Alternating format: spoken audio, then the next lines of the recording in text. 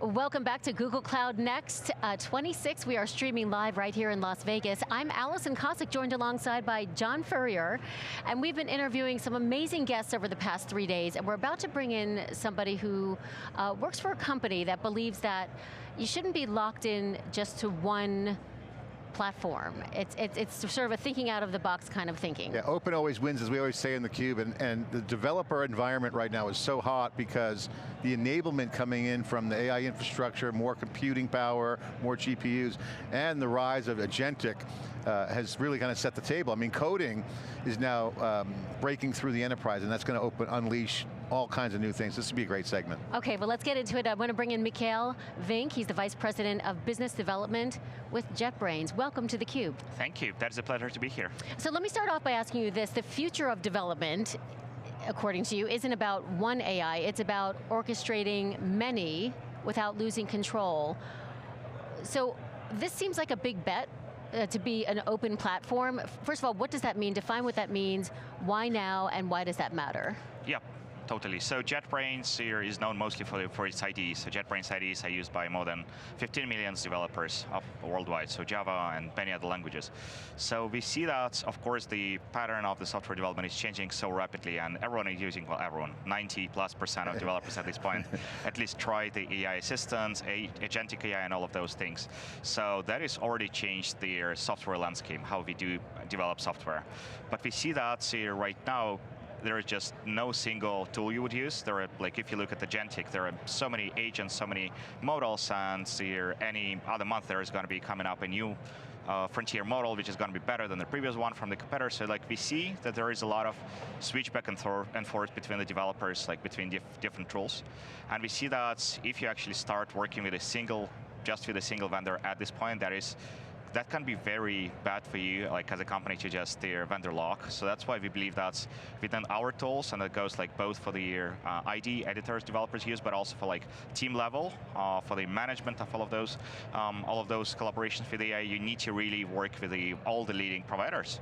And you say it's bad because those leading providers are changing so quickly. Yeah, so there is a notion of leading providers changing so quickly, and also we see that there is a less loyalty. So before, you would know that developer would like choose the tool and use it for 20 years, and if you look at the AI, so this month that is something from Anthropic, next month is something from Gemini, and you really as a developer need to be top-notch, like on top of all of those things to get the best from the market. The market, I mean, obviously the coding tooling, I mean, it's just been amazing. I would say close to 100. I mean, anyone who's doing anything relevant is getting coding assistant. Human in the loop is a big discussion. We'll get to that in a second, but I want to get into this whole model choice. Because what you're basically getting at is what Google's saying here, and others, is that, hey, build the scaffolding around the models, get the tooling right, and do your job. So the tooling is changed. Yep. What has been the biggest, I guess, I won't say blocker, challenge? Is it tools that are changing, the models that are changing? Because people might lock in with Cursor, they might like something else. So like, what are you seeing with the developer, or does it matter? What's your view on that? The whole tool choice, coding tool choice, and then open models. Yeah, so I think that for the tools are evolving, so the tools are going to change, and that is more like not coming really from the AI itself or the models or anything like that. It's coming from the interface to the developer, because right now it's all moving from the actual coding to the AI coding, vibe coding. Well, vibe coding probably too extreme at this point. You cannot really build serious applications there at this point, but you really start working with agents. As a developer, your role has changed. So as a developer, you orchestrate the agents, you run them, and then you fix the work of the agents. So that has changed. But what you need to understand as a developer right now is that with this change, also all the accountability is still on you. And the biggest challenges in adoption were the return on investment from that, security and quality considerations. Yeah, you mentioned vibe coding, I smile because vibe coding, everyone talks about vibe coding, but vibe coding is like a night out in the town. It's fun. I mean, it's kind of cool and fun, but to get a production workload at scale, you got to have the security, you got to have the right hooks, and you can't really vibe code your way there. So that brings us to, okay, what's the steady state for production? I mean, developers love their own tools. It's like their favorite pet, right? I like this over that. I mean, we used to have Emacs and VI debate all the time, and back in the day. But the same thing is going on now with developers. But the rise of the developer is not slow. I mean, the ecosystem with developers is booming. Share your thoughts on the order of magnitude of the leaning in portion of developers building AI native. And are they building on cloud native? What's your thoughts on that one? Yeah, so definitely, like it's going much faster as honestly we anticipated, like the entire models development, agents development, so yeah, it's transforming everything.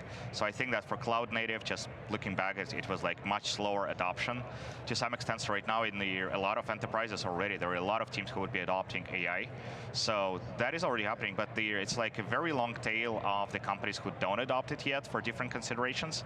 Yeah. And so what we've noticed from conversation to a lot of customers is that one of the missing pieces, not the generating the code, not like preparing all of those things, but it's like actual governance on top. So that's how we started actually building the governance platform, which is assessing the costs, analyzing what you're actually doing, like who is accepting the changes, and so you're basically checking what the access to the models developer gets is. Like there are a lot of enterprise considerations. So that slows down the adoption. And I think with cloud native, that was a bit easier because you would be like you would go to a specific cloud, let it be your Google Cloud or AWS, and you would actually get the full stack of all of those things there. But as we discussed right now, it's not possible with a single vendor. Yeah, and AWS who basically made the market, it was like a slow growth, but now it's kicking up because of the foundation set. Yeah. Talk about the impact of cloud native and AI native, because at KubeCon Amsterdam, I wrote a post, and my first sentence was, cloud native, meet AI native. And it was like, hey, we're friends. I mean,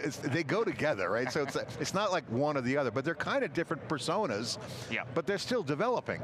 So talk about that intersection of cloud native engineers and AI native engineers. So I think that they're indeed friends, but there is like no 100% overlap. So at this point, there are so many, like probably cloud native is like, what is that? Like you would put it, the scale at like 80-90% at this point. And with the AI native, we're just starting now. So a lot of cloud native can switch to an AI native very quickly, because if you're like very much hardcore air-gapped environments, enterprise, you might have a private cloud, but getting the private model of the OpenAI or Anthropic, Sonnet, or Opus quality is going to be very difficult at this point. So it's like there's going to be these gaps. So I would say that the AI native and switch to AI native also going to be helping the companies to become more cloud native, because it's like very difficult to sustain all this infrastructure on your side as well. I mean, I remember back in the day, you recall shift left was a huge movement that brought in sec to DevOps.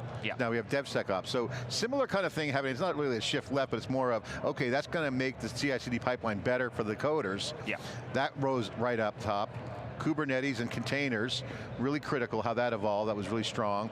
Now you're seeing containers being the key element, and Kubernetes running a lot of the agentic, because there's a shim layer, not my word, but maybe more of a layer of agentic emerging, where those engineers are looking a lot like DevOps.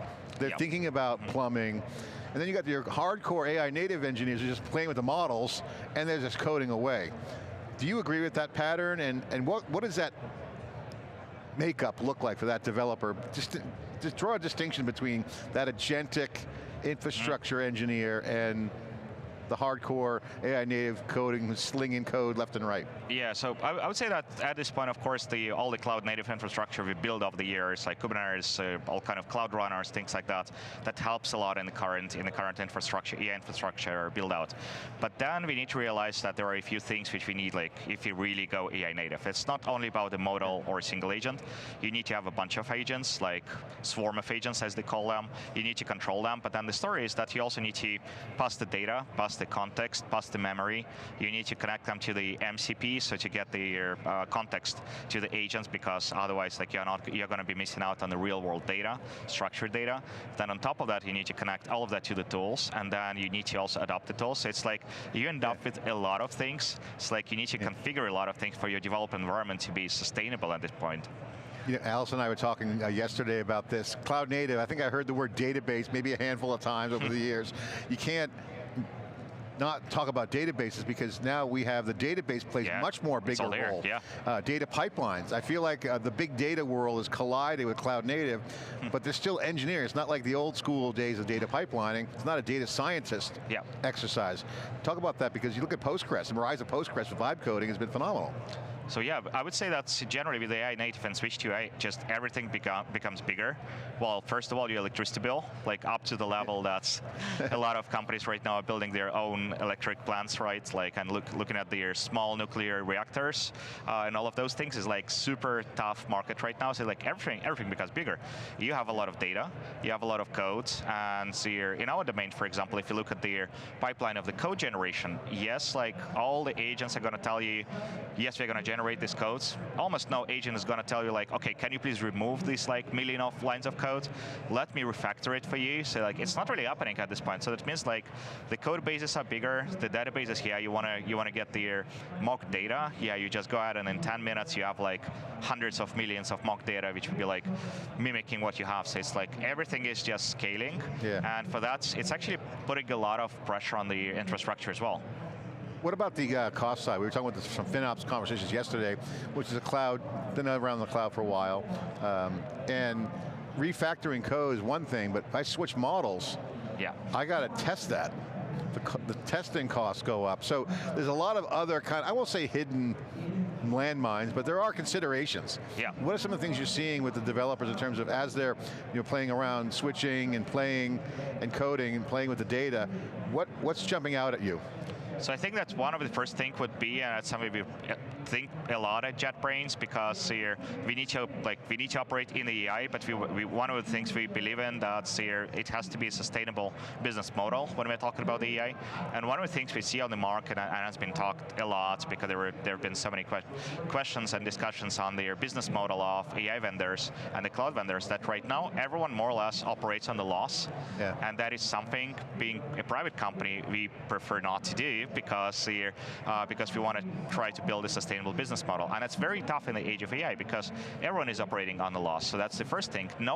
Almost no one in the market on the customer side understands at this point how much it's going to cost you to do those AI transformations.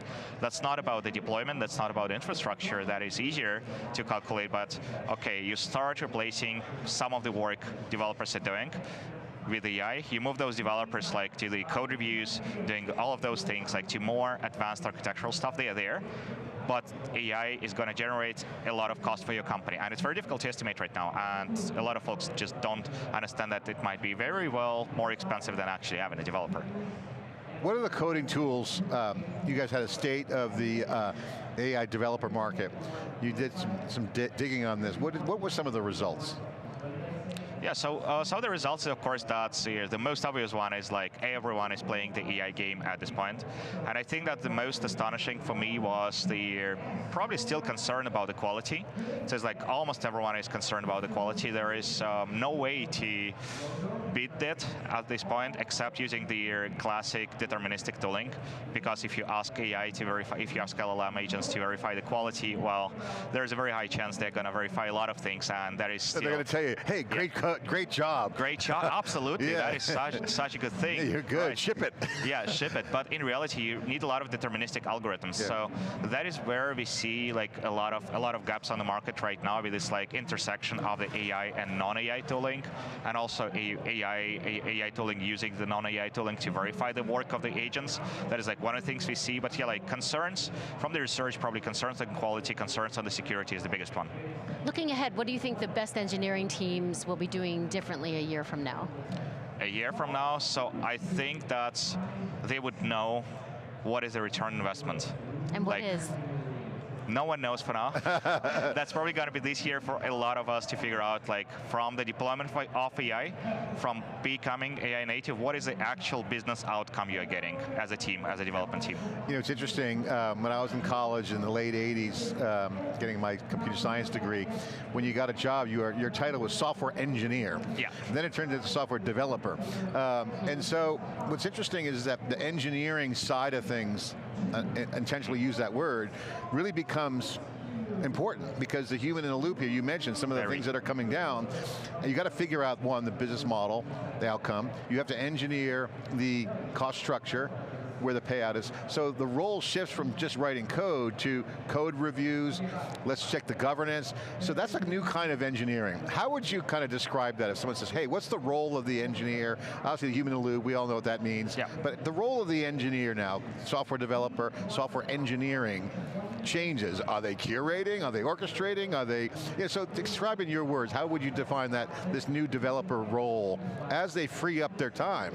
Yeah, so interestingly enough, the role of the developer right now is much wider than it used to be. In regards to that, it's like less, this concept of the T-shaped individual, like one very deep domain, and then there's like a lot of other domains which you barely touch. So right now you can touch more domains with AI, and you need to do that. So you need to orchestrate, yes, you need to do the code reviews for the AI, you need to guide the AI, you need to engineer the most significant pieces of that, and that is tough. So I would say that it's like coming a bit, leveling up, and you're managing not only other developers and quality assurance process. It makes me think of the old QA role back in the old days. So QA was quality assurance.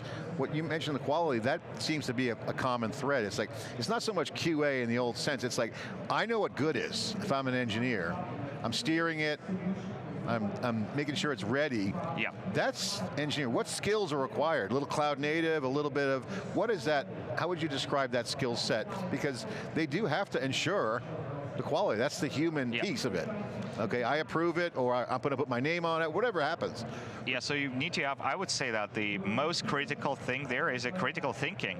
So it's like not just approving what AI gives you, what agents generates, it's like going there really deep and understanding how the system works. So the technical engineering capabilities are still very, very important, and probably going to be even more important than right now, because right now the code is just not going to compile. Here it's generated, it compiles, but it doesn't do what you want, and you really need to dive deeper to understand what is happening. And debugging is very difficult when you're working with agent, because it generates and creates the code and does the changes which a human might not be approaching in the same way. Yeah, back in the day when SaaS was booming, and it's evolving to be AI native, was more functional and more capabilities. The word 10x engineer was a buzzword. Remember that? 10x engineer? One engineer can do the work of 10. And agents, it's almost limitless. You have a multiplier. But there are problems. Lay that out, because this is where it's not guaranteed. You can get a multiplier.